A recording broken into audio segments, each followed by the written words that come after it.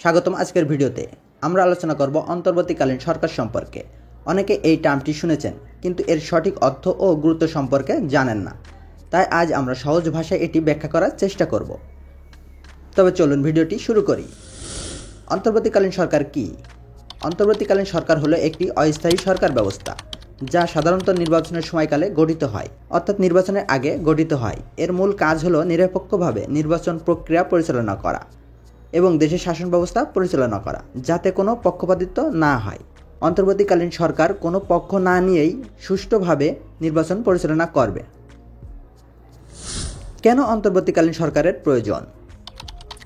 অন্তর্বর্তীকালীন সরকারের প্রয়োজন হয় কারণ সাধারণ নির্বাচনের সময় বিদায়ী সরকারের প্রতি জনগণের মধ্যে পক্ষপাতিত্বের আশঙ্কা থাকে। জনগণের আশঙ্কা থাকে যে তারা প্রভাব বিস্তার করবে। তাই এই অন্তর্বর্তীকালীন সরকার গঠিত হয় যাতে নির্বাচন একটি নিরপেক্ষ স্বচ্ছ প্রক্রিয়ার মাধ্যমে পরিচালিত হয় বা অনুষ্ঠিত হয়।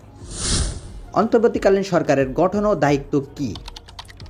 অন্তর্বর্তীকালীন সরকারের সাধারণত নির্দিষ্ট সংখ্যক সদস্য নিয়ে গঠিত হয়। সেটা সরকারের কিছু লোক, বিরোধী দলের কিছু লোক এবং সুশীল সমাজ নিয়েও গঠিত হতে পারে, যাদের মধ্যে প্রধানমন্ত্রীর পাশাপাশি অন্যান্য গুরুত্বপূর্ণ মন্ত্রীরাও অন্তর্ভুক্ত থাকে। তাদের প্রধান দায়িত্ব হলো নির্বাচন কমিশনের নির্দেশ অনুসারে দেশের শাসন ব্যবস্থা পরিচালনা করা, অর্থাৎ তারা নির্বাচন কমিশন যে নির্দেশনা দেবে সেই নির্দেশনা অনুযায়ী দেশের শাসন ব্যবস্থা পরিচালনা করবে নির্বাচনের আগ মুহূর্ত পর্যন্ত। অন্তর্বর্তীকালীন সরকার ও জনগণের আস্থা।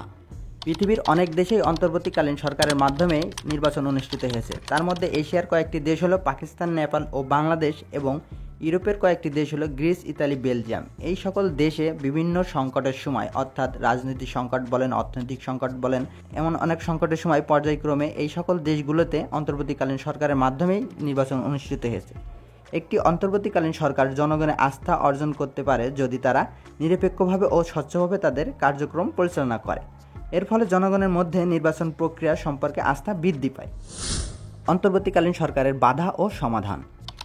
যদিও অন্তর্বর্তীকালীন সরকার নির্বাচনকে স্বচ্ছ ও নিরপেক্ষ করার জন্য গঠিত হয়, এটা অনেকটা তত্ত্বাবধায়ক সরকারের মতন, তবে এদের সামনে অনেক চ্যালেঞ্জ থাকে বা বাধা থাকে, যেমন রাজনৈতিক চাপ, বিরোধী দলগুলোর সমালোচনা এবং সময়ের স্বল্পতা। এইসব চ্যালেঞ্জ মোকাবেলা করার জন্য অভিজ্ঞ ও নিরপেক্ষ ব্যক্তিদের অন্তর্বর্তীকালীন সরকারের সদস্য হিসেবে নির্বাচন করাই উচিত।